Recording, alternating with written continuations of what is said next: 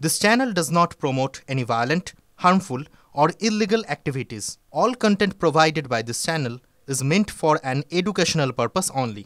Co-powered by Anmol. যখন খেলা জমবে আনমোল মারি প্লাসই জিতবে।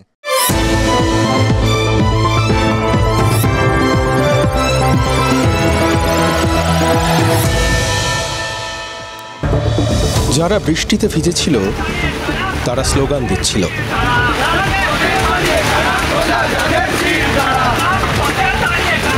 রাজপথে দাঁড়িয়ে কারা? সোজা চাঁদের শিরদাঁড়া। শিরদাঁড়া সোজা রেখে ত্রিপলের নিচে যারা দাঁড়িয়ে তারা 4 দিন রাস্তায়। রাস্তা তাদের রাস্তা দেখিয়ে নবান্ন পর্যন্ত পৌঁছে দিয়েছিল বৃহস্পতিবার, কিন্তু নবান্ন তাদের হাসপাতালে ফেরত পাঠাতে পারেনি। রাস্তা আবার রাস্তায় ফেরার রাস্তা দেখিয়েছে যাদের, সেই জুনিয়র ডাক্তাররা শুধু কি বৃষ্টিতে ভিজলেন, নাকি যারা বৃষ্টিতে ভিজেছিল তারা শাসকের সমালোচনাও সহ্য করেছিল?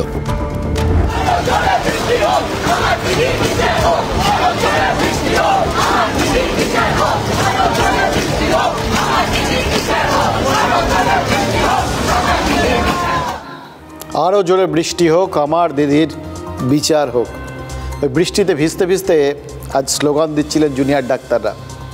দেখুন, তিলোত্তমার এই ধর্ষণ আর খুনের পর আরজি করের ভেতরে যে আন্দোলনটা শুরু হয়েছিল, সেই আন্দোলন কিন্তু গত 4 দিন ধরে জায়গা বদল করেছে। আপাতত স্বাস্থ্য ভবনের সামনের রাস্তায় আন্দোলনের আস্তানা। আন্দোলন চলছে তো বটে, কতদিন চলবে? দেখুন, জুনিয়র ডাক্তাররা নিজেরাই বলছেন আজ তাদের আন্দোলনের চতুর্থী হয়ে গেল। আমরা কি দেখলাম? স্বাস্থ্য ভবনের সামনে ঢাক বাজছে। অকালবোধন। মুখ্যমন্ত্রী মানুষকে উৎসবে ফিরতে বলেছিলেন, জুনিয়র ডাক্তাররা রাস্তাতেই আন্দোলনের উৎসব চালিয়ে গেছেন, শুরু করে দিয়েছেন। কিন্তু চালিয়ে যাচ্ছেন কি করে, আর চালিয়ে যাবেন কতদিন? এই দুটোই তো এখন সব থেকে বড় প্রশ্ন। এই প্রশ্নের কারণ তো দুটো। এক, সুপ্রিম কোর্টের নির্দেশ রয়েছে যে কাজে যোগ দিতে হবে 9 সেপ্টেম্বর। মনে আছে, প্রধান বিচারপতির বেঞ্চ পরিষ্কার করে জানিয়ে দিয়েছিল এই জুনিয়র ডাক্তাররা কাজে যোগ দিন। কাজে যোগ না দিলে নির্দিষ্ট সময়ের মধ্যে রাজ্য ব্যবস্থা নিতে পারে। এবার দেশের শীর্ষ আদালত বলে দিয়েছে, তারপরে তো সেটাকে অমান্য করার কোনো জায়গা থাকে না। তারপরেও জুনিয়র ডাক্তাররা কি করে রাস্তায় রয়েছেন? কেন যে যার কাজের জায়গায় তারা ফিরে যাননি? একথা ভেবে অনেকেই অবাক হচ্ছেন। এখানেই আমার প্রশ্নের দ্বিতীয় কারণ। জুনিয়র ডাক্তাররা বলেছিলেন যে তাদের সুনির্দিষ্ট যে দাবিগুলো রয়েছে, সেই দাবি দাওয়াগুলো নিয়ে তারা মুখ্যমন্ত্রীর সঙ্গে আলোচনায় বসতে চান। তার মধ্যে যেমন মূল 5টা দাবির মধ্যে ওই তিলোত্তমার জন্য সুবিচার দাবি করা আছে, তেমনই তো সন্দীপ ঘোষকে সাসপেন্ড করে ওই প্রমাণ লোপাটের জন্য প্রত্যক্ষ বা পরোক্ষভাবে যারা যুক্ত বলে তারা মনে করছেন, প্রত্যেকের বিরুদ্ধে পশ্চিমবঙ্গ সরকারের ওই সার্ভিস রুল অনুযায়ী করা ব্যবস্থার দাবিও রয়েছে। আর রয়েছে কলকাতার পুলিশ কমিশনারের অপসারণ এবং কলকাতার ডিসি নর্থ এবং ডিসি সেন্ট্রালের বিরুদ্ধে শাস্তিমূলক পদক্ষেপের দাবি। এই দাবিগুলোর থেকেও জুনিয়র ডাক্তারদের আরও যে দুটো দাবি, চতুর্থ আর পঞ্চম, এই দুটো দাবি আমার মনে হচ্ছে কি জানেন তো, একেবারে লক্ষ্যভেদ করে গেছে। সমস্ত হাসপাতাল আর সরকারি স্বাস্থ্যকেন্দ্রে পর্যাপ্ত নিরাপত্তা ব্যবস্থা এবং সরকারি হাসপাতালে হুমকি সংস্কৃতির অবসান। কি মারাত্মক দুটো দাবি বলুন তো। জুনিয়র ডাক্তারদের এই দুটো দাবি মনে হচ্ছে রাজ্য সরকারকেই উল্টে ধর্ম সংকটে ফেলে দিয়েছে। এতদিন পর্যন্ত তারা তো একদম নিজেদের রাজধর্ম পালন করছিলেন। দেখুন, মুখ্যমন্ত্রী কালকে বলেছেন আমরা ব্যবস্থা নিতে পারতাম, স্মার্ট ব্যবহার করতে পারতাম, কিচ্ছু করিনি। আমি বয়োজ্যেষ্ঠ, ক্ষমা করতে রাজি আছি, ক্ষমা এখন অবধি করেও দিয়েছি, ওদের শুভ বুদ্ধির উদয় হোক। মানে যারা এরকমভাবে রাস্তায় অশুভ বুদ্ধির বশবর্তী হয়ে আন্দোলনটা চালিয়ে যাচ্ছেন, তাদের সুমতি হোক আর কি। সবকো সুমতি দে ভগবান। চায়ের সাথে টাও চাও, এই মারিতেই হদিশ পাও। আসল মারি দিচ্ছি মোরা, ওদের এখন কপাল পোড়া। খাচ্ছি মোরা খাচ্ছি দেখো, আসছে মনে খুশির ভাব। ডুবছে ওরা ডুবছে দেখো, আনমোল মারি লাজবাব। যখন খেলা জমবে আনমোল মারি প্লাসই জিতবে। আজ সন্ধ্যেতেও জুনিয়র ডাক্তাররা বলেছেন তাদের এই 5টা দাবির থেকে তারা কোনোভাবেই সরছেন না। মানে সুবুদ্ধির মানে সুমতির এখন অবধি কোনো রকম ইঙ্গিত তো দেখা যাচ্ছে না। আমাদের প্রথম দাবি ন্যায় বিচার এবং দ্রুত তদন্ত।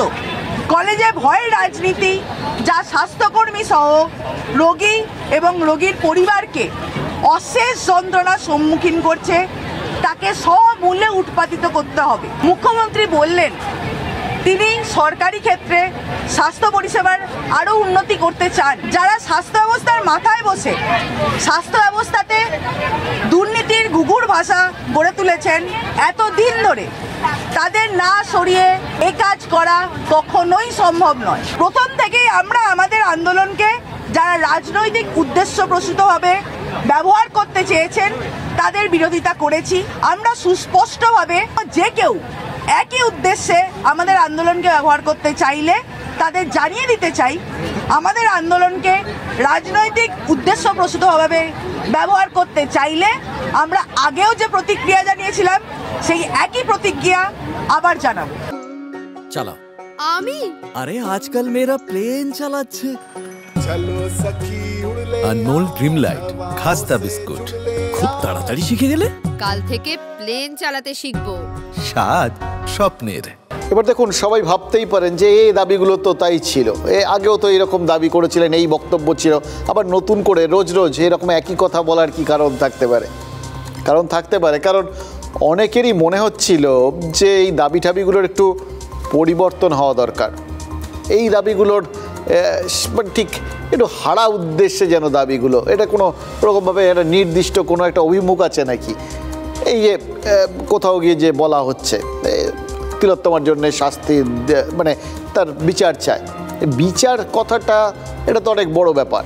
এবং এই যে তারপর তথ্য প্রমাণ লোপাট, এর জন্য শাস্তি দাবি, এর জন্য তো আগে সিবিআইকে নির্দিষ্টভাবে বলতে হবে যে কে কে তথ্য প্রমাণ লোপাট করেছেন। ফলে এই দাবি দেওয়া নিয়ে যদি ডাক্তাররা আটকে পড়ে থাকেন এবং সেটা আবার একটা রাজনৈতিক শাসন ব্যবস্থার বিরুদ্ধে, তাহলে তো তাদের কোথাও গিয়ে ধাক্কা খেতেই হবে। এটা ওই ব্লাইন্ড লেন বলেন, একটা জায়গা যাওয়ার পর কোনো তো বেরিয়ে আসার রাস্তা থাকবে না, সামনে দেওয়াল।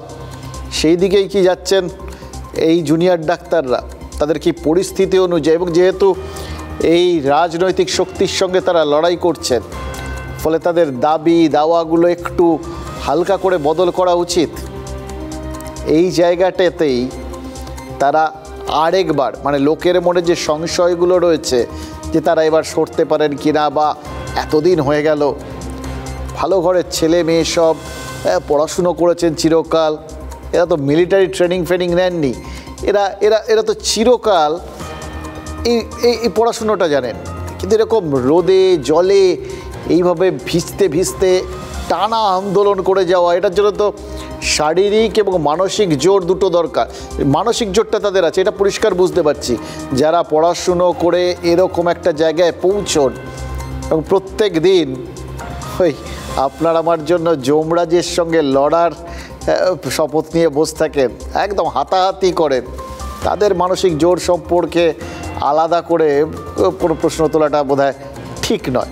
ওটা আছে, কিন্তু তার বাদ দিয়ে বাকি যে জায়গাটা শারীরিকভাবে এইভাবে প্রতিকূল পরিবেশ পরিস্থিতি আবহাওয়া এর সঙ্গে লড়ে যাওয়াটা না সম্ভব?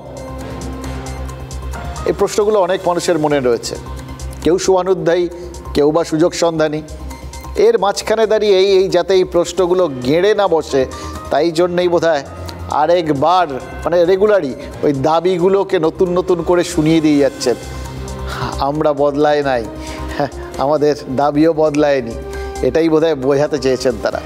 চাপতে দিলে থাকবো মোরা পাশে তোমার সারাক্ষণ। খেলায় হেরে পাল্টি মারা মানবে না তো মোদের যখন খেলা জমবে আনমোল মারি প্লাসই জিতবে। যে দুটো দাবি ট্রাম্প কার্ড, সেটাও কিন্তু অপরিবর্তিতই আছে। হয়তো এই দুটো দাবির ওপরই তাদের এই মুহূর্তে সব থেকে বেশি জোর দিলে সব থেকে ভালো হওয়ার কথা আর কি, তারা দিচ্ছেনও। চতুর্থ আর পঞ্চম দাবিটা, অর্থাৎ ওই যে তাদের জন্য কাজের পরিবেশ নিরাপত্তা, সুষ্ঠু ব্যবস্থা, এই যে দাবিগুলো, এই জায়গাটাতেই তারা না রাজ্য সরকারকে বেশ বেকায়দায় ফেলে দিয়েছে। এই চতুর্থ আর পঞ্চম দাবির জন্যই জুনিয়র ডাক্তারবাবুরা কাজে যোগ না দিলেও তাদের বিরুদ্ধে রাজ্য কিন্তু কোনো ব্যবস্থা নিতে পারছে না। বলছে ক্ষমা সুন্দর, তারা ক্ষমা সুন্দর না হয়ে খুব উপায়ও কি থাকছে? সুপ্রিম কোর্ট যেরকম বলেছে যে বেঁধে দেওয়ার সময়ের মধ্যে জুনিয়র ডাক্তাররা কাজে যোগ না দিলে রাজ্য চাইলে ব্যবস্থা নিতে পারে, তেমনি তো সুপ্রিম কোর্টই বলেছে সব হাসপাতালে নিরাপত্তাটা সুনিশ্চিত করতে হবে এবং যেখানে যেখানে এই জুনিয়র ডাক্তারদের ওপর থ্রেট রয়েছে সেখানে সেখানে অভিযুক্তদের চিহ্নিত করে ব্যবস্থা নিতে হবে। অর্থাৎ সুপ্রিম কোর্ট এই ডাক্তারদের, জুনিয়র ডাক্তারদের ক্ষেত্রে দুখানা শর্ত দিয়েছে, একটা আরেকটার সাথে কিন্তু ইন্টারলিঙ্কড, আর এখানেই আটকে গেছে রাজ্য। দেখুন, তাদের আসল যে জায়গাটা, যে জোরের জায়গাটা এই ডাক্তারদের, সেটাও তো এটাই।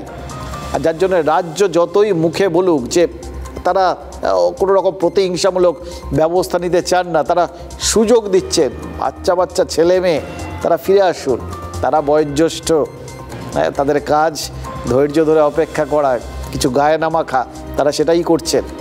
কিন্তু আসল ঘটনা হচ্ছে ব্যবস্থা নেওয়ার পথে অন্তরায় কি জানেন? মাদ্রাজ হাইকোর্টের অতীত নির্দেশ। মাদ্রাজ হাইকোর্ট এআইআর ওই 1990-91 রায়ে বলেছিল কোনো ঘটনায় একাধিক শর্ত থাকলে শুধু একটা শর্তের ওপর নির্ভর করে ব্যবস্থা নেওয়া যাবে না। 2021 সালেও সেই রায়কে মান্যতা দিয়েছে সুপ্রিম কোর্ট। এখানেও তো একটা শর্তই বললাম না, আরেকটা শর্তের ওপর দাঁড়িয়ে রয়েছে। জুনিয়র ডাক্তারদের কাজের পরিবেশ যদি না তৈরি হয়, যদি তাদের নিরাপত্তা না থাকে, তাহলে তাদের কাজে যোগ দিতে রাজ্য বাধ্য করবে কি করে? সুপ্রিম কোর্টের নির্দেশ মানতে গিয়ে সেক্ষেত্রে তো সুপ্রিম কোর্টের পরামর্শকেই, আরেকটা পরামর্শকে, সেটাকে তো অগ্রাহ্য করতে হবে। দেখুন, তিলোত্তমার ঘটনার পর হাসপাতালে যদি নিরাপত্তাটা আঁটোসাঁটো হয়ে যেত, তাহলে তো সুপ্রিম কোর্টে ওই ব্যাপারে রাজ্যকে পদক্ষেপ করতে বলা হতো না, তাই না? আর জুনিয়র ডাক্তাররাও মুখ্যমন্ত্রীর সঙ্গে বৈঠকে যে 5 দফা দাবিতে কথা বলতে চেয়েছেন, সেই 5 দাবির মধ্যে এই দুটো শর্ত রাখতে পারতেন না? গতকাল নবান্নে বৈঠক করতে যাওয়ার আগে জুনিয়র ডাক্তারদের তরফে রাষ্ট্রপতিকে একটা চিঠি দেওয়া হয়েছে। সেই চিঠিতেও মূল অভিযোগটা কিন্তু ওই হাসপাতালে তাদের নিরাপত্তা সংক্রান্ত। এই নিরাপত্তা থাকলেই তো তিলোত্তমাকেও এভাবে খুন হতে হতো না, ধর্ষিতা হতে হতো না। আর তাহলে তো এই এত কিছুই হতো না। শুরু গোড়াটা তো ওটাই। চালাও। আমি? আরে আজকাল মেয়েরা প্লেন চালাচ্ছে। আনমোল ড্রিম লাইট খাস্তা বিস্কুট, খুব তাড়াতাড়ি শিখে গেলে। কাল থেকে প্লেন চালাতে শিখবো। স্বাদ স্বপ্নের। দেখুন, তিলোত্তমার ধর্ষণ আর খুনের পর 14ই আগস্ট রাতে আর্জি করে হামলা হয়েছে। আর রোগী মৃত্যুকে কেন্দ্র করে 18ই আগস্ট এসএসকেএমের ট্রমা কেয়ারে হামলা হয়েছে। এই দুটো হামলারই উল্লেখ রয়েছে চিঠিতে। এবার এই দুটোই তো প্রমাণ করে দিচ্ছে যে কথা সুপ্রিম কোর্ট বলেছে সেটা সুনিশ্চিত করার ক্ষেত্রে এখনও অন্তত ফাঁক রয়েছে।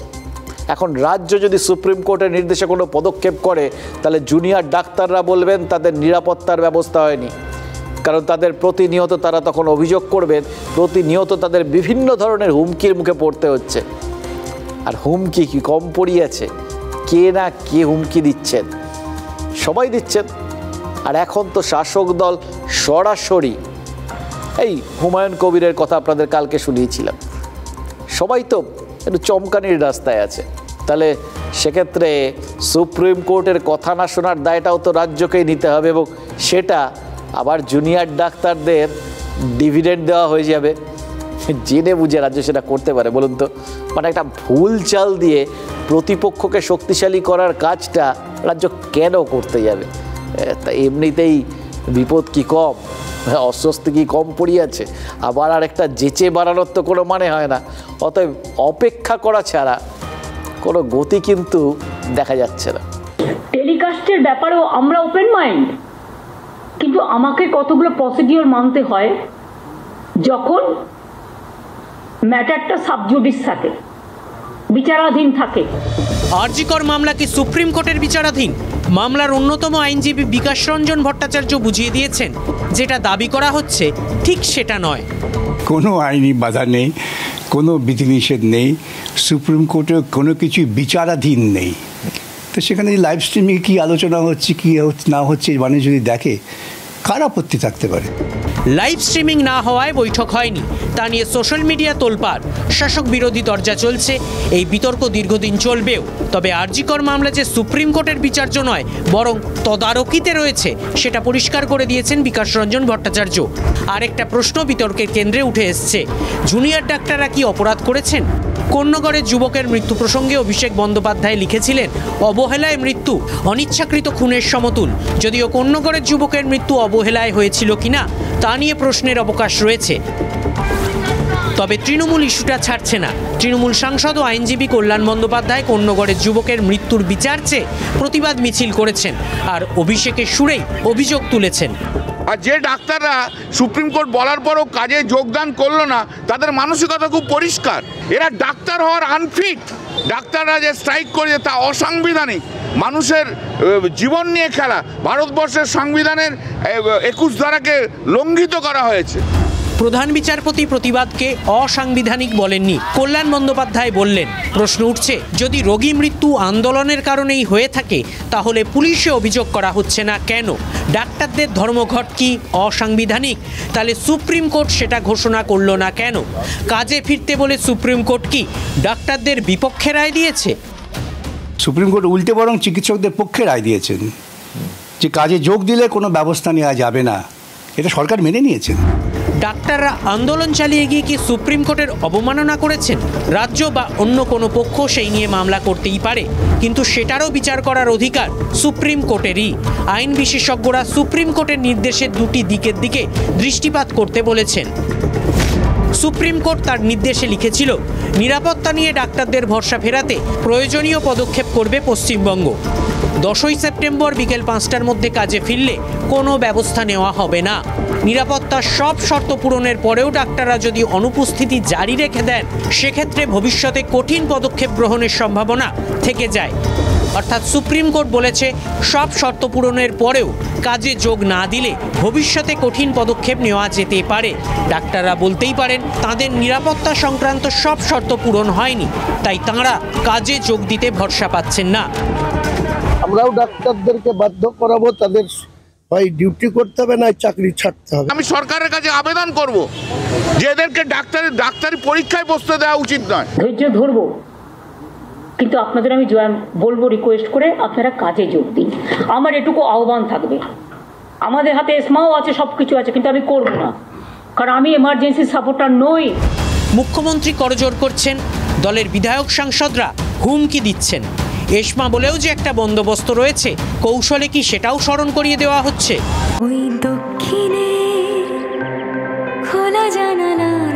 গাঙ্গুলি গ্রুপ আপনার পছন্দ বোঝে।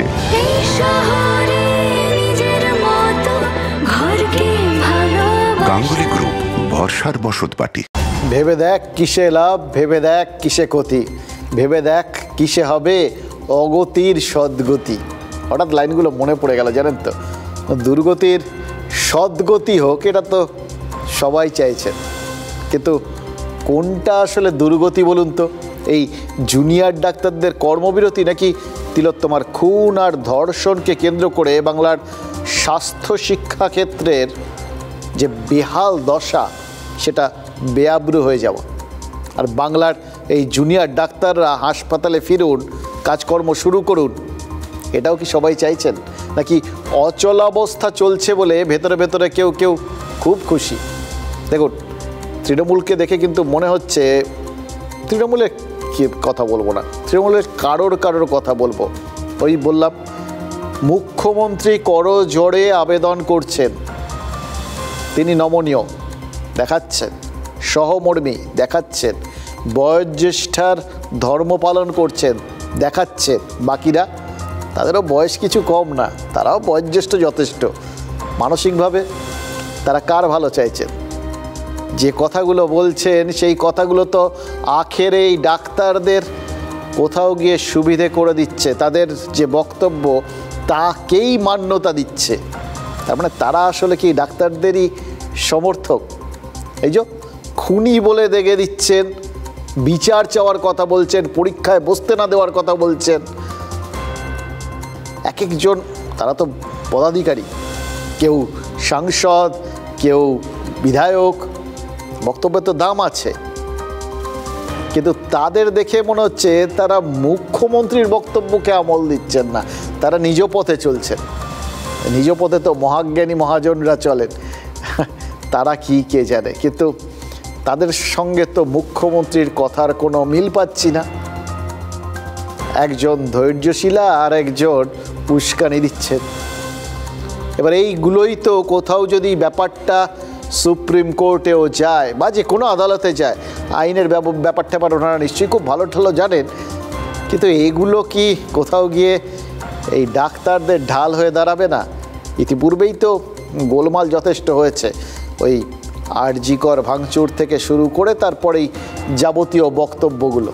এবং শুধু তাই নয়, এমন স্লোগানও উঠেছে, সাংসদ স্লোগান দিয়েছেন, এই ডাক্তারদের পাশে যারা দাঁড়াচ্ছেন সেই অভিনেতা অভিনেত্রীদের উদ্দেশ্যে স্লোগান দিয়েছেন, তাদের বিচার চাই। এই ডাক্তাররা তাদের দাবি তো তিলোত্তমার ধর্ষণ এবং খুনের বিচার, সুবিচার। এত এত মানুষ সবাই বাড়ির থেকে নেমে এসছেন, তার মধ্যে দল মত নির্বিশেষে, শ্রেণী নির্বিশেষে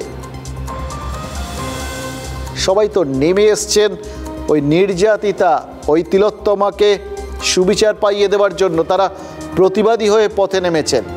তার মানে প্রতিবাদীদের বিচার চাইছেন কেউ কেউ। সে প্রতিবাদীর তালিকায় তো বিরাট সংখ্যক মানুষজন রয়েছেন। তাদের কি কেউ তাহলে বিচার করতে চাইছেন? প্রতিবাদ করাটা তার মানে অন্যায়, এটা বুঝিয়ে দিতে চাইছেন? নাকি মনে মনে একটা কোথাও গিয়ে আর একটা সূক্ষ্ম বিভেদ তৈরির অঙ্ক কাজ করছে? তারা কি মনে মনে হিসেব করে নিয়েছেন যে এই লোকসভা ভোটটা হয়ে গেল, সেই ভোটের ফলাফল অনুযায়ী শহরাঞ্চলে বেশ কিছু জায়গায় তৃণমূলের ফল খুব একটা ভালো হয়নি, বেশ কিছু পুরসভায়, বেশ কিছু ওয়ার্ডে তারা পিছিয়ে রয়েছে। এই মানুষগুলো নিশ্চয়ই ওই জায়গার মানুষ, সব শহরাঞ্চল, জেলা সদর, এই সমস্ত জায়গার মানুষ। কিন্তু আসল ভোট সেটা তো গ্রামাঞ্চলে রয়েছে। মানে তারা গ্রামাঞ্চলের মানুষকে প্রতিবাদী বলে ধরছেন না, তারা হয়তো মনে করছেন গ্রামাঞ্চলের তুলনায় এখন কোথাও গিয়ে এই প্রভাবটা সেভাবে পড়েনি। ফলে এদের এই মুহূর্তে উল্টো প্রভাবটা, অর্থাৎ এই আন্দোলন, এই জুনিয়র ডাক্তারদের প্রতিবাদ, এর ফলে কারা সব থেকে বেশি ক্ষতিগ্রস্ত হচ্ছেন সেটা এই গ্রামাঞ্চলের মানুষ। ফলে গ্রামাঞ্চলের মানুষের জন্য তারা গলা ফাটাতে শুরু করে দিলেন। এই ভাগাভাগি, এই পুরোটা ভোটের অঙ্কে যদি হয়ে থাকে, খুব প্র্যাকটিক্যাল অঙ্ক, কিন্তু এটা নিয়ে কোনো দ্বিমত নেই।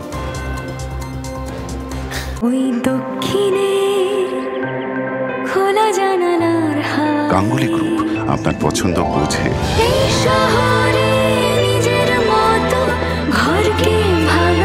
গাঙ্গুলি গ্রুপ, ভরসার বসতবাটি। অঙ্ক কষার সবসময় বোধহয় সময়, জানেন তো, বিশেষ করে যদি সেটা ভোটের অঙ্ক হয় আর যদি রাজনীতিকরা কষতে বসেন। কিন্তু একটা জাস্ট ছোট্ট প্রশ্ন, এই ছোট্ট মেয়েটা তিলোত্তমা ওইভাবে নির্যাতিতা হয়েছেন, ওইভাবে প্রাণ দিতে হয়েছে, তার সুবিচারের জন্য সবার আগে গলা ফাটিয়েছেন মুখ্যমন্ত্রী। বলেছেন তিনি দৃষ্টান্তমূলক শাস্তি চান, ফাঁসি চান, কাউকে ছাড়া হবে না। অভিষেক বন্দ্যোপাধ্যায়, তৃণমূলের সর্বভারতীয় সাধারণ সম্পাদক, স্পষ্ট বলেছেন এনকাউন্টার চাইছেন। আর তাদেরও কোথাও গিয়ে নাড়ি দিয়ে গেছিল তিলোত্তমার এই পরিণতিটা। অথচ তার দলেরই কেউ কেউ, তাদের দলেরই কেউ কেউ, তারা তিলোত্তমাকে নিয়েও আমরা ওরা করতে ছাড়লেন না। তিলোত্তমার বরঞ্চ প্রতিপক্ষ দাঁড় করিয়ে দিলেন। তিলোত্তমার প্রতিপক্ষ কোন্নগর। এরকম পরিস্থিতির সৃষ্টি করতে হলো কিসের অঙ্কে? একটু সংবেদনশীলতাটা তো, তারা তো উচ্চ শ্রেণীর মানুষ না, তারা জনপ্রতিনিধি, অসংখ্য মানুষ তাদের উপর ভরসা রেখেছেন, এইটুকুনি তো আশা করা যেতেই পারে, তাই না? কিন্তু এই যে মানুষজন দেখে মনে হচ্ছে তারা কিন্তু ওই দলের মধ্যেই সেই অংশের মানুষ যারা এই গণ্ডগোল টণ্ডগোল হতে দেখে, এই অচলাবস্থা হতে দেখে খুব খুশি। কারণ হয়তো তাদের মনে হচ্ছে যে তিলোত্তমার ধর্ষণ আর খুনের ঘটনা এবং তারপর আর.জি. কর হাসপাতালে এই যে বিভিন্ন মেডিকেল দুর্নীতির ঘটনাগুলো সামনে এসছে এবং সর্বোপরি রাজ্যের মেডিকেল কলেজগুলোতে যে থ্রেট কালচার আর নম্বর দুর্নীতির বিষয়টা সামনে এসছে, তাদের তো পরিষ্কার কি অবস্থা চলছে, কোন অবস্থায় রয়েছি আমরা।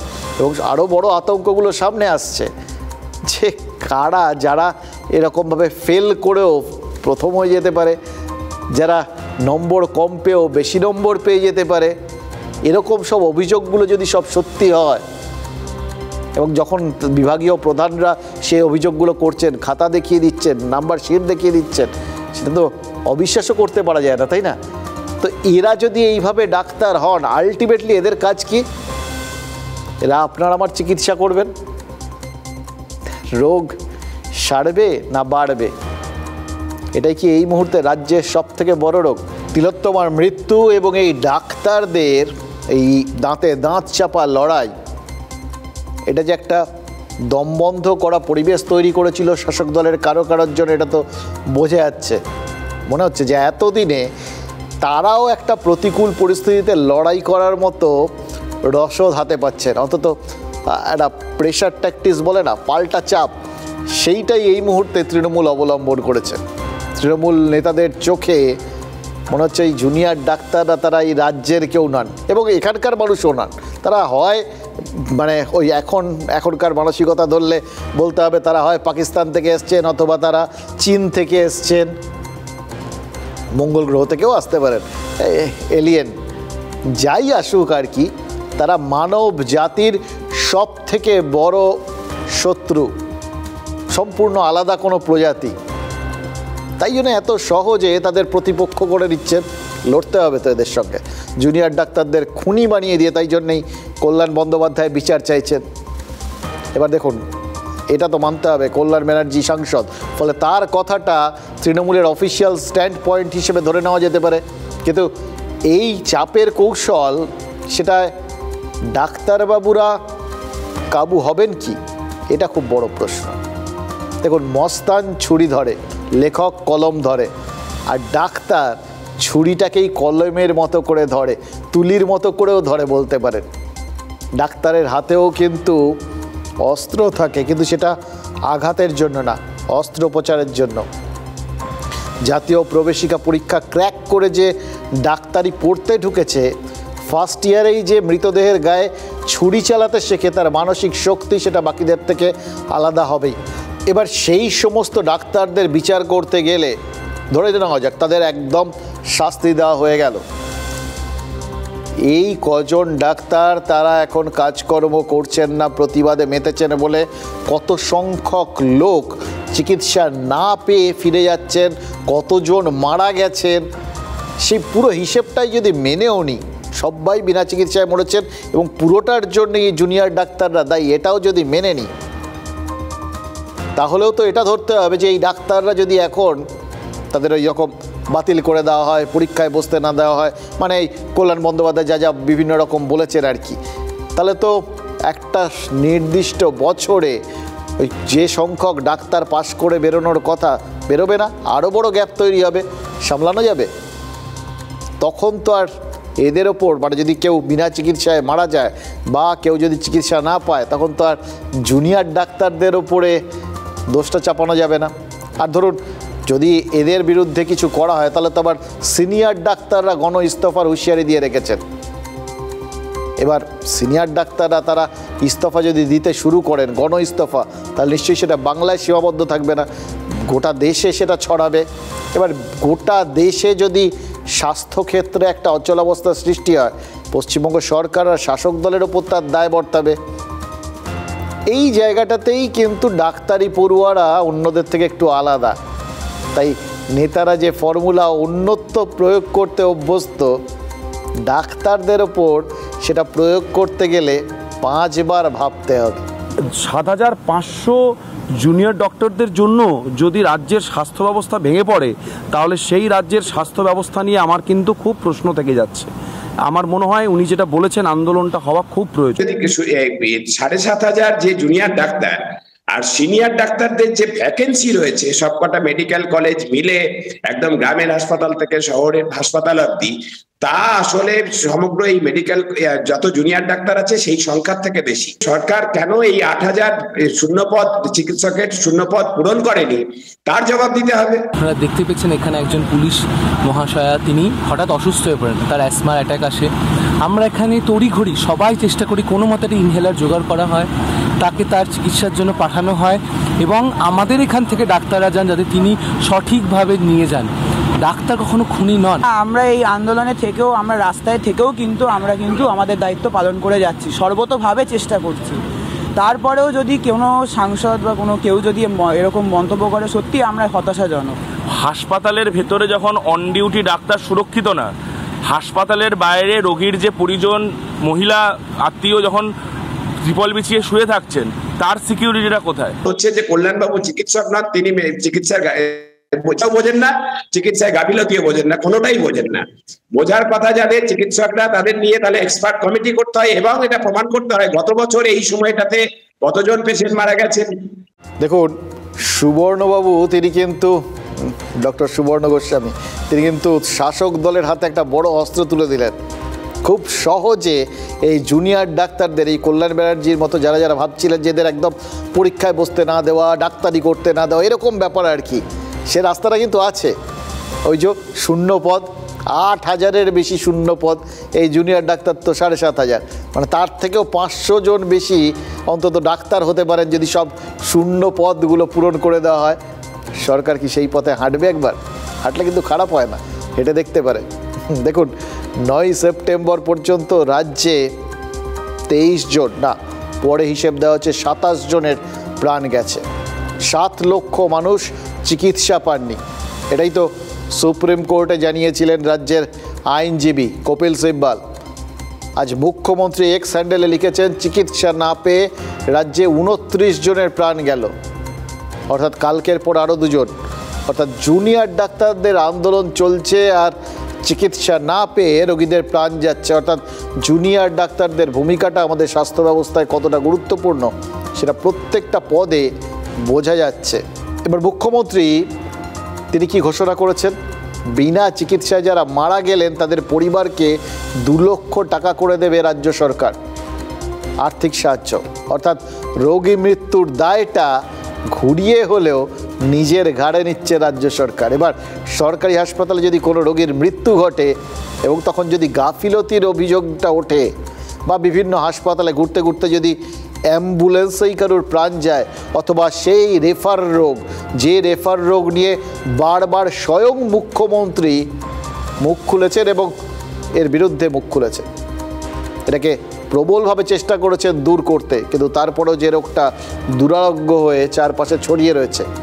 তো এই সমস্ত ব্যাপারে যদি কারোর প্রাণ যায়, তাদের কিন্তু মনে হচ্ছে এই 2 লক্ষ টাকা পাওয়াটা নিশ্চিত হয়ে গেল। কারণ সরকার তারা যখন কোনো ব্যবস্থা নেয়, সে সিলেক্টিভ হতে পারে না, এর ক্ষেত্রে হবে, ওর ক্ষেত্রে হবে না, সেটা তো হবে না।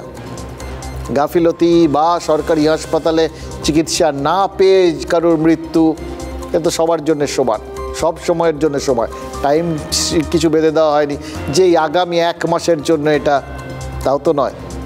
দেখুন, আপনার আমার স্বাস্থ্য তো মৌলিক অধিকার, আর সেই অধিকার সুনিশ্চিত করার দায়িত্ব সরকারের। এই দায়িত্ববোধটা আছে জানেন তো, সেই জন্যেই সম্ভবত আর্থিক সাহায্যটা ঘোষণা করেছেন মুখ্যমন্ত্রী। এবার রাজ্য সরকার যখন দায় নিয়েই নিল, তখন কি আর শুধু জুনিয়র ডাক্তারদের দিকে আঙুলটা তোলা যায়?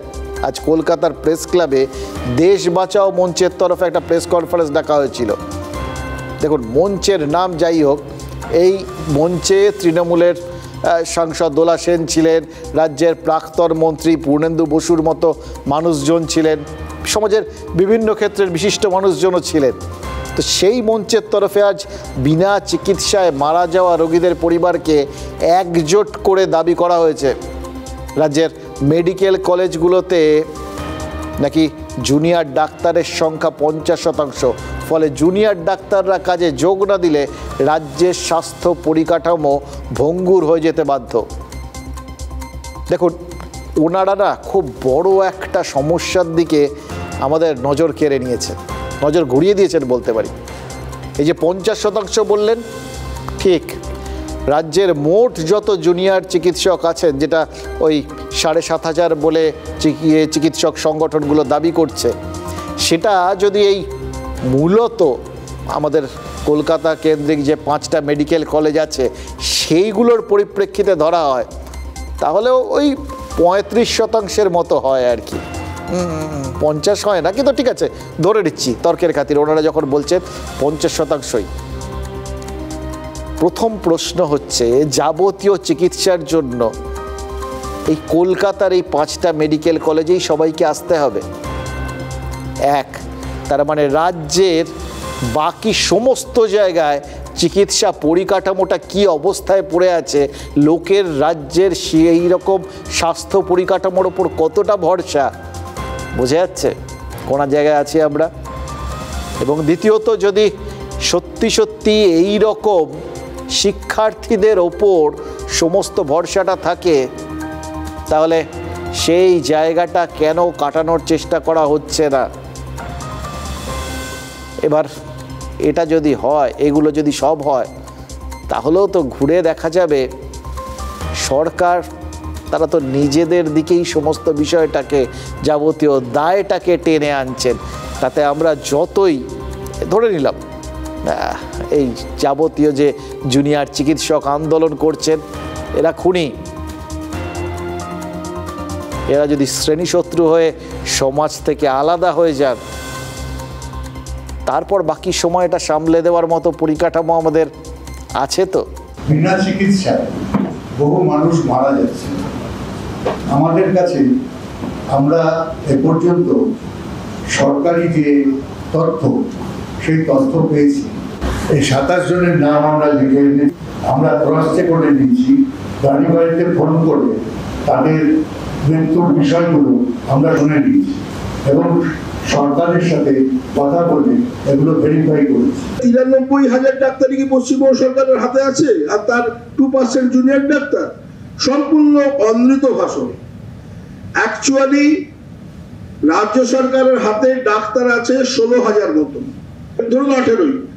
এর মধ্যে প্রায় 5,000 ডাক্তার হচ্ছেন শিক্ষক ডাক্তার, ক্লিনিক্যাল লাইনের ডাক্তার হচ্ছেন 12 থেকে 13,000, আর জুনিয়র ডাক্তার হচ্ছেন 6 থেকে 7,000। এটা প্রায় 30 থেকে 50%। জুনিয়র ডাক্তারদের বাদ দিয়ে হসপিটাল চলে, এটা আপনারা যখন বলছেন, তাহলে এটাও আপনারা মেনে নেবেন ভবিষ্যতে যে জুনিয়র ডাক্তার রাখার কোনো দরকার নেই। দেখুন, এই সমস্ত টানা পোড়েনে দেখুন ডাক্তারদের বিরুদ্ধে তো বহু সময় বহু অভিযোগ ওঠে, তাদের গাফিলতি, বহু ক্ষেত্রে তাদের বিভিন্ন ব্যবহার, এই সমস্ত নিয়ে অতীতে কিন্তু অনেক অভিযোগ আমরা শুনেছি আর কি। এবার কোনটা সত্যি কোনটা মিথ্যে তার মধ্যে যাচ্ছি না, কিন্তু এই যে এখন তাদের একটা শত্রু একটা ব্যাপার করে দেখানোর চেষ্টা হচ্ছে, তার মধ্যে দিয়ে আমরা একটা জিনিস বুঝে গেছি, এই জুনিয়র ডাক্তারদের আন্দোলনের ফলে স্বাস্থ্য ব্যবস্থায় যে এরকম বহুবিধ অভিযোগগুলো ছিল না, প্রচুর ফাঁক ফোকরগুলো ছিল, সেগুলো একদম স্পটলাইটের তলায় চলে এসছে, সবার নজর পড়েছে। আর সেই অভিযোগগুলো নিষ্পত্তি করতে সবাই প্রবল আন্তরিকতা দেখাচ্ছেন এখন। ফলে মনে হচ্ছে জানেন তো, সেই দিন আর খুব বেশি দূরে নয় যেদিন রাজ্যের স্বাস্থ্য ব্যবস্থায় রেফার বলে কোনো শব্দ থাকবে না, কোনো রোগীকে হাসপাতালে ঘুরতে হবে না, অ্যাম্বুলেন্সে কেউ মারা যাবে না, আজ নয়তো কাল জুনিয়র ডাক্তাররা তো কাজে যোগ দেবেনই, কতদিনের আন্দোলন করবেন। তখন এই বিনা চিকিৎসায় রোগী মৃত্যুর অভিযোগ আর উঠবে না, কারণ এদের জন্যই তো লোকজন চিকিৎসা পাচ্ছেন না বা বিনা চিকিৎসায় মারা যাচ্ছেন। ফলে সাধারণ মানুষের প্রাণের গ্যারান্টিটা একদম নিশ্চিত হয়ে যাচ্ছে। এই গ্যারান্টির সঙ্গে নিয়ে আরও কিছু কথা চলুন আজকে বলেই ফেলি, যে কথাগুলো এই মুহূর্তে না বললেই নয়।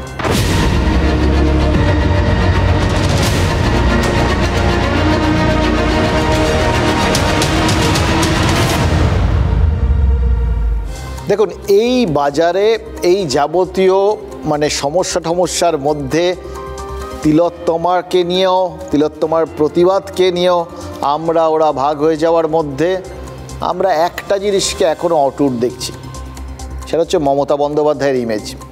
তৃণমূলের কাছে এটাই সব থেকে বড় শক্তি ছিল, এখনও আছে। এই মমতা বন্দ্যোপাধ্যায় নামক সেন্টিমেন্টটাই তো কালকের পর থেকে সমানে সামনে নিয়ে আসছে তৃণমূল। ওই নবান্ন সভাঘরে বৈঠকের আশায় মুখ্যমন্ত্রী একা বসে আছেন, এবং কাদের জন্য? ওই ছোট্ট ছোট্ট বাচ্চা বাচ্চা ছেলে মেয়েগুলোর জন্য, কত ছোট বয়সে, তাদের জন্য। এই ছবিটা সামনে আসার পর থেকে এই অরূপ চক্রবর্তীর মতো তৃণমূল নেতারা এই ছবিটা সোশ্যাল মিডিয়ায় ব্যবহার করতে শুরু করেছেন, প্রচার করতে শুরু করেছেন। প্রথমত মুখ্যমন্ত্রী কাল 2 ঘন্টা 10 মিনিট অপেক্ষা করেছেন। সমস্যা মেটাতে উদ্গ্রীব না হলে কেউ এতটা সময় বৈঠকের আশায় বসে থাকেন না, এই প্রচারটা আছে। আর তার সঙ্গে বিরোধী দলগুলোর উস্কানিতে ওই জুনিয়র ডাক্তাররা যে বৈঠকটাকে ভেস্তে দিলেন, এই প্রচারটা তো তারা সব করার একটা বড় রাস্তা পেয়ে গেছে। কারণ মুখ্যমন্ত্রী নিজেই গতকাল বলেছেন, এই তিলোত্তমার বিচারের দাবিতে যারা পথে নেমেছিলেন তারা বোঝেননি এর পেছনে রাজনীতি আছে।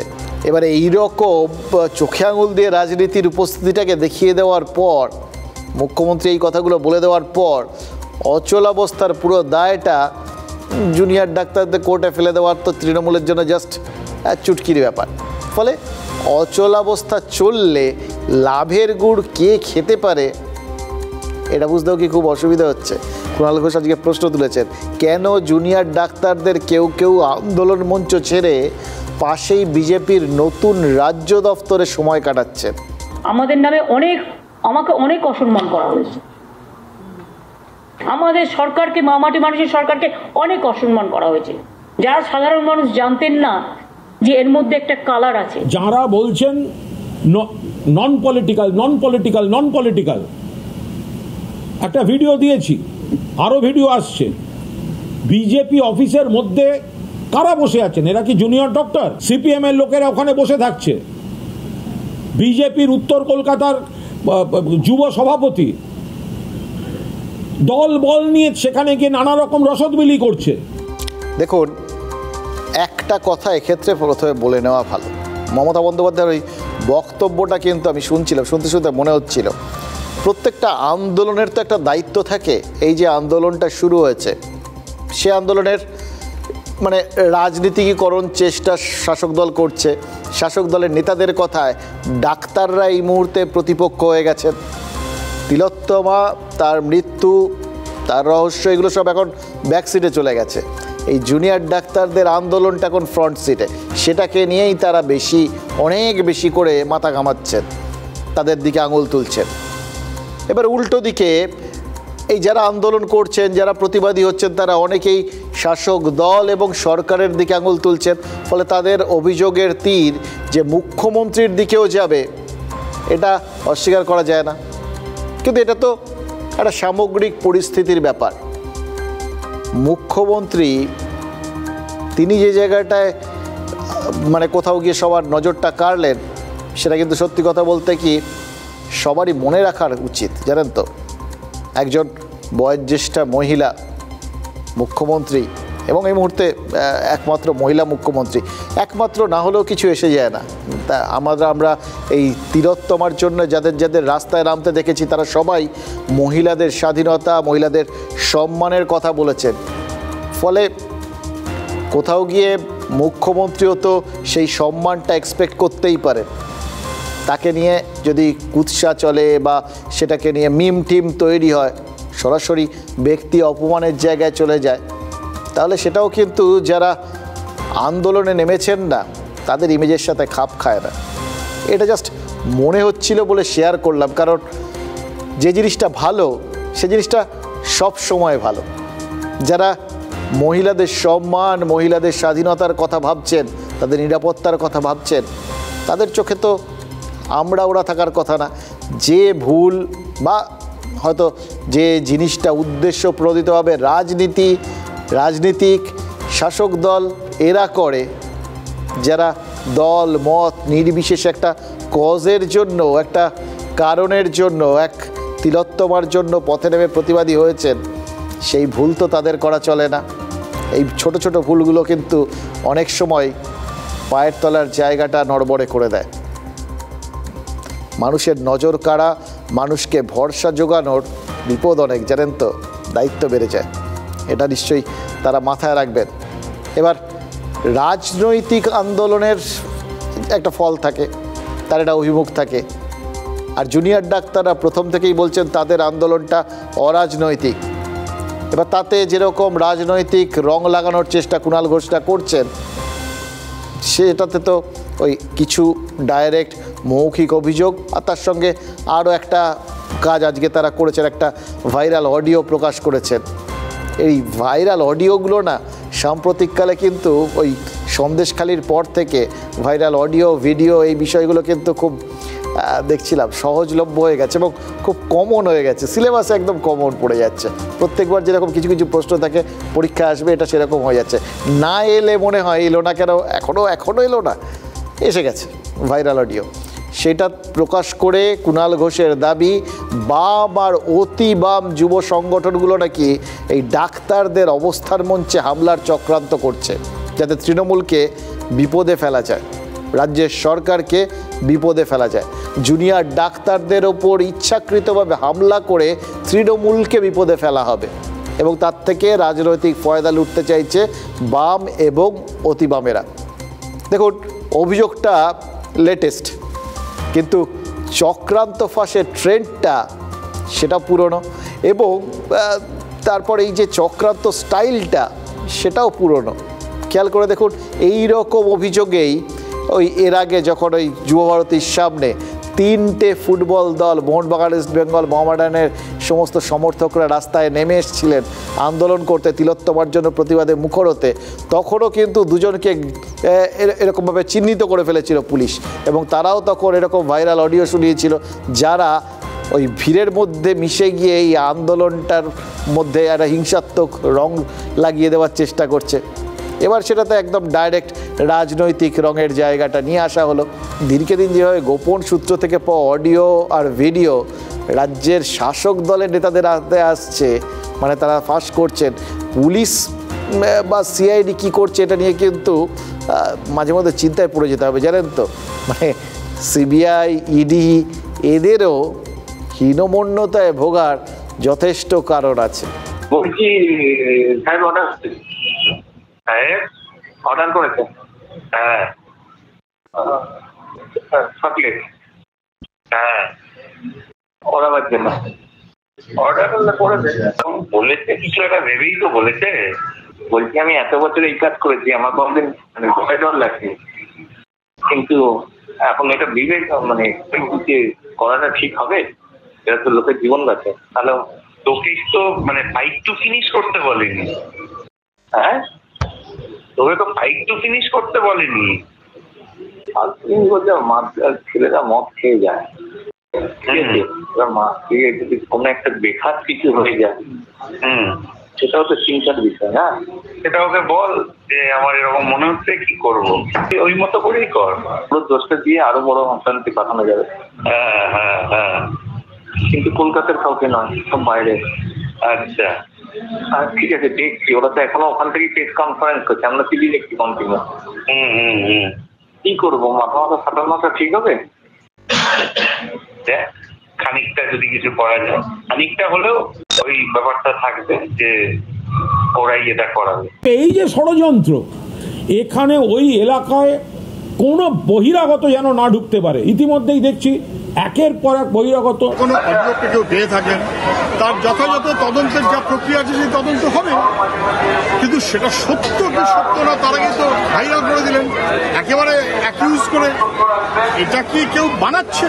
যারা বানাচ্ছে তারাই কি এটা পাঠাচ্ছে? এসব সামাজিক মাধ্যমে বা সংবাদ মাধ্যমে না বলে, ওনার তো জেমস বন্ড আছেন রাজীব কুমার, যিনি তাকে 3.5 বছরের 1.5 বছর জেলে রেখেছিলেন। তুমি জেমস বন্ডকে দিন, জেমস বন্ড যারা হামলা করবে তাদেরকে গ্রেপ্তার করুক। উনি এইসব কথা বলে ডাক্তারদের ছোট করার চেষ্টা করছেন। যদি হামলার খবর শাসক দল আগাম পেয়ে থাকে, তাহলে কোনো এই ধরনের ঘটনা ঘটলে তার পুরো দায় কিন্তু শাসক দলকেই নিতে হবে। দেখুন, অস্ত্রশস্ত্র এগুলোকে বুঝে শুনে ব্যবহার করাই ভালো, কারণ এই কিছু কিছু ক্ষেত্রে আবার উল্টো দিক থেকে এই ধরনের অভিযোগগুলো আসতে পারে।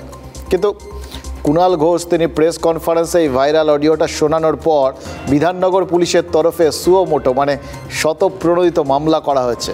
এই অডিও ক্লিপের উৎস কি, এদের মধ্যে যে কথোপকথনটা রয়েছে তারা কারা, এসব জানতে পুলিশ তদন্ত শুরু করে দিয়েছে। এবার যখন তদন্ত শুরু করেছে তখন মনে হচ্ছে 2-3টে জিনিস ঘটলেও ঘটতে পারে।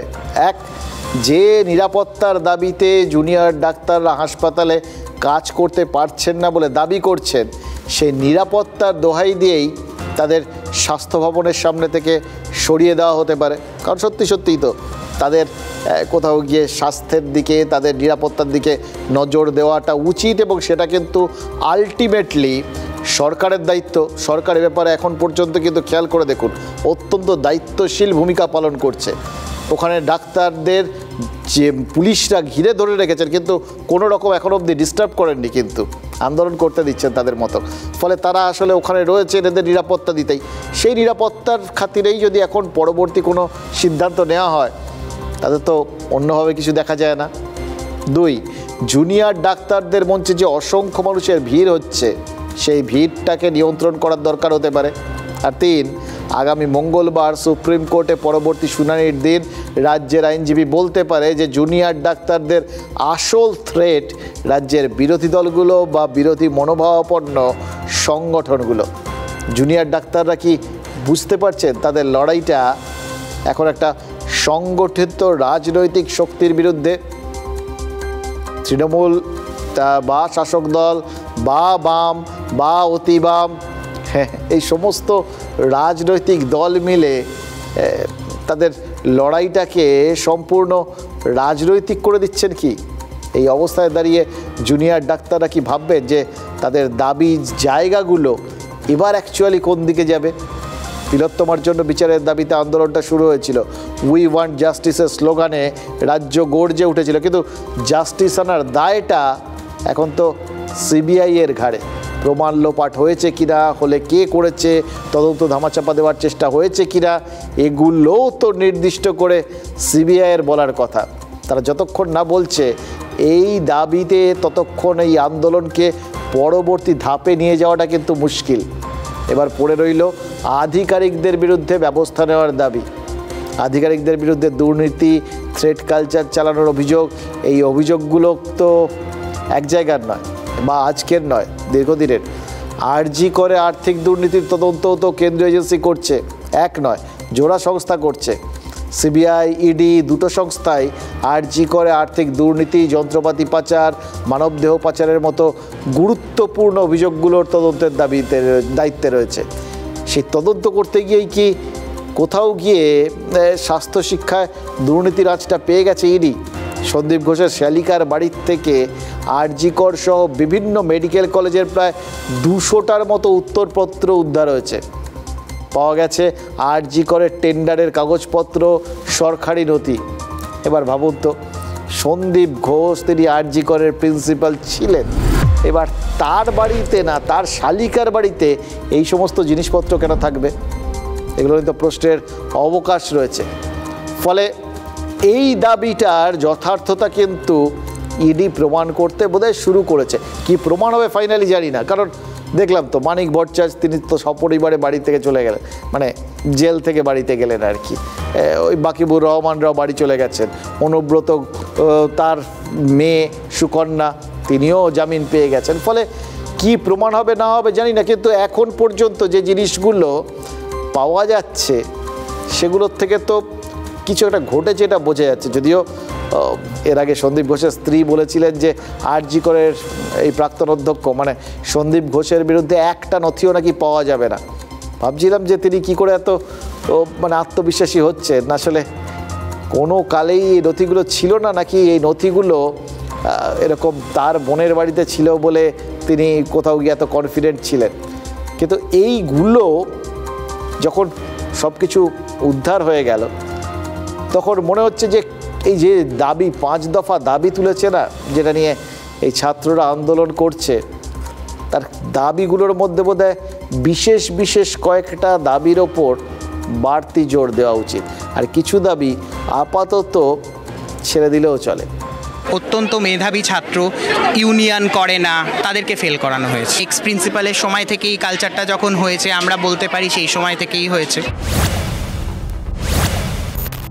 আরজিকর কাণ্ডের পর TV9 বাংলার কাছে এমনই চমকে ওঠার মতো অভিযোগ করেছিলেন আরজিকরের ইন্টার্ন থেকে প্রাক্তনীরা।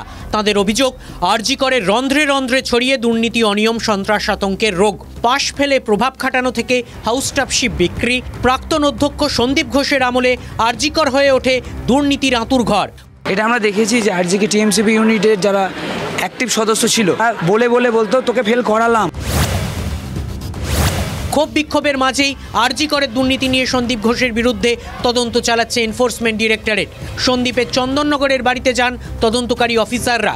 সেখানে গিয়ে জানতে পারেন সন্দীপের শ্বশুর শাশুড়ি চন্দননগরের বাড়ি ছেড়ে কলকাতা বিমানবন্দর এলাকায় মিলনপল্লীতে শ্যালিকার বাড়িতে গিয়ে ওঠেন। তাদের থাকার জন্য ওই আবাসনে একটি ফ্ল্যাট ভাড়া নেওয়া হয়। সন্দীপের শ্যালিকা ESI হাসপাতালের চিকিৎসক অর্পিতা বেরার ফ্ল্যাটে হানা দেয় ইডি। তল্লাশিতে মেলে একটি কালো ট্রলি ব্যাগ। সন্দীপের শ্যালিকার ফ্ল্যাট থেকে উদ্ধার ডাক্তারি পরীক্ষার তারা উত্তরপত্র। বাজেয়াপ্ত করা হয় প্রচুর দলিল। উদ্ধার হয় টেন্ডারের কপিও। আরজিকরের পরীক্ষার উত্তরপত্র সন্দীপের শ্যালিকার ফ্ল্যাটে কিভাবে গেল, উত্তর পেতে শ্যালিকা অর্পিতা বেরাকে তলব করেছে ইডি। আরজিকরের সব দুর্নীতির অভিযোগই তদন্তের আওতায় আনা উচিত বলে মনে করছেন আন্দোলনকারী ডাক্তাররা। যে 200 পাতার উত্তরপত্র পাওয়া, আমার মনে হয় এটার আরও বেশি করে তদন্ত হওয়া উচিত এবং সবটাই তদন্তের আওতায় আনা উচিত। যে সমস্ত ডাক্তাররা এই ধরনের অসৎ উপায় অবলম্বন করে পরীক্ষা দিত এতদিন ধরে বা পাস করত, তাদের হাতেই কিন্তু আগামী দিনের স্বাস্থ্য ব্যবস্থা দাঁড়িয়ে আছে। তিলোত্তমা দিদির এই ঘটনাটা না ঘটলে হয়তো এত কিছুর মূলে আমরা পৌঁছাতে পারতাম না। এই ঘটনার ফলে যে তদন্ত হচ্ছে, তার সঠিক তদন্ত হলে তার মূলে আমরা পৌঁছাতে পারবো। তদন্ত চলছে, সেটা দিয়ে যদি প্রমাণ করা যায় তাহলে তার ক্ষেত্রে যে কেসগুলো আছে সেটা আরও স্ট্রং হবে এবং সেই যে দুর্নীতিটা চলছে সেটাকে তার গোড়া থেকে উপরে ফেলতে পারবো বলে আমরা আশা রাখছি। প্রশ্ন হলো, কার মদতে, কোন সাহসে সরকারি হাসপাতাল বেনিয়মের আখড়া হয়ে উঠল? বলছিলাম না যে তিলোত্তমার এই মৃত্যু আসলে একটা মন্থন। একের পর এক জিনিস স্বাস্থ্যক্ষেত্র থেকে উঠে আসছে। এই যে SSKM এর কুকুরের ডায়ালিসিস নিয়ে একটা বিতর্ক একটা সময় শোনা গেছিল, সেইটা তো আবার মাথাচাড়া দিয়ে উঠলো। এই আবহেই উঠল সৌজন্যে বিরোধী দল নেতা শুভেন্দু অধিকারীর একটা পোস্ট, যেখানে তিনি দাবি করেছেন তৃণমূল নেতা নেত্রীদের ব্যক্তিগত পোষ্যকে অ্যাম্বুলেন্সে করে, হ্যাঁ মানুষের জন্য যে অ্যাম্বুলেন্সটা, সেই অ্যাম্বুলেন্সে করে চিকিৎসার জন্য সাতগাছিয়া গ্রামীণ হাসপাতালে নিয়ে যাওয়া হয়। মানে মানুষের অ্যাম্বুলেন্সে কুকুর পরিবহন। বিরোধী দল নেতা একটা ভিডিও দিয়েছেন যার সত্যতা আমরা যাচাই করিনি। যে তৃণমূল নেতানেত্রীর কুকুর বলে অভিযোগ, তাদের সঙ্গেও যোগাযোগ করা যায়নি। তবে হাসপাতালের সুপার TV9 বাংলাকে জানিয়েছেন হাসপাতালে কুকুরের চিকিৎসা হয়নি, পশু চিকিৎসালয়ে কুকুরটিকে পাঠিয়ে দেওয়া হয়। মানে কুকুরটি যে এসছিল সেটা অবধি অন্তত বোঝা গেল। তৃণমূলের নেতা কুকুর নিয়ে যাবেন অ্যাম্বুলেন্সে করে, সরকারি অ্যাম্বুলেন্সে, 7 খুন পাপ। এটাই তো তৃণমূল। ওই তৃণমূল নেতার বিরুদ্ধে কোনো ব্যবস্থা হবে না। MLA-র বিরুদ্ধে ব্যবস্থা হয়েছিল, যিনি কুকুরের ডায়ালিসিস করিয়েছিলেন, হয়নি। বরং যারা আপত্তি করেছিল তারা ট্রান্সফার হয়ে গেছে। এই কুকুর ব্যাপারটা খুব একটা জটিল বিষয়। যারা কুকুর ভালোবাসে, যারা কুকুর পরিচর্যা করে, কোন এলাকায় সেই কুকুর এলাকা পাহারা দেয় কিনা, হঠাৎ কোনো কুকুর অসুস্থ হয়েছে, কোনোভাবে তাকে নিয়ে গেছে এবং দেখলে মনে হচ্ছে অ্যাম্বুলেন্সে নিয়ে গেছে, তাহলে সেটা বিতর্কিত বা খারাপ। কিন্তু সেই সময় কোনো রোগীকে বঞ্চিত করা হয়েছিল কিনা, বা সেই এলাকাটার বা সেই কুকুরটার, মানে এগুলো না দেখে হঠাৎ করা উচিত। দেখুন, এই ধরনের ঘটনা, এত বড় একটা রাজ্য, এত মানুষ, এত ডাক্তার, এত প্রতিষ্ঠান, অনেক কিছু ঘটনা ঘটতেই পারে।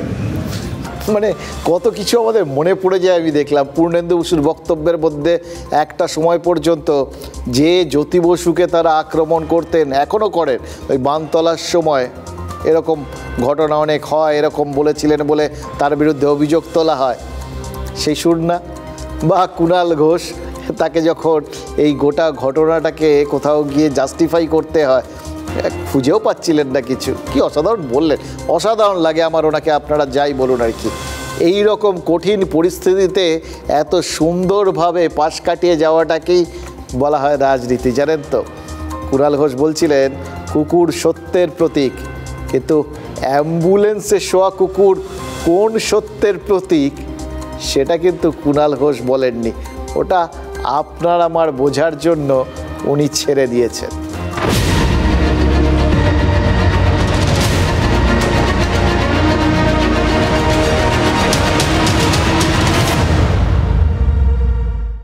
কো পাওয়ার্ড বাই আনমোল। যখন খেলা জমবে আনমোল মারি প্লাসই জিতবে।